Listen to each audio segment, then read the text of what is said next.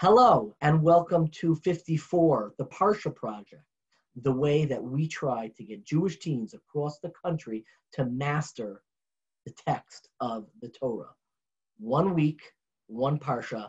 The Torah is divided up into 54 parts, and here is our way to take these delicious 54 slices and allow you, one slice at a time, to master the entire Torah. My name is David Bashefkin. I'm the Director of Education for NCSY, the youth movement of the Orthodox Union. And it is a joy to present the first of a long series, a 54-part series, helping open up the text of the Torah to you, Jewish teens throughout the country. Now, it's funny, my earliest Hamish memory, Hamish literally means like the word five, because there are 5 books.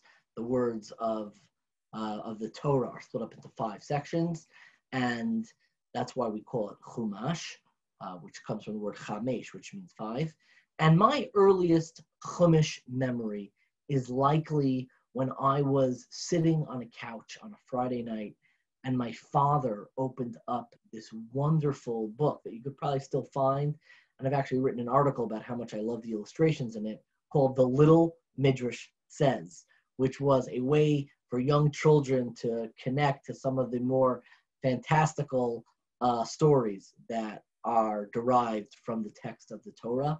And he would sit there, and the first picture in The Little Midrash Says, if my memory serves me correctly, I don't have a copy in front of me now, was a picture of all of the letters coming before God, saying, pick me, I want to be the letter to start off the Torah. And it was such a charming story. It doesn't appear in the actual text of the Torah, but it was kind of my introduction to the joy and the prestige, so to speak, that all the letters are crying out to God.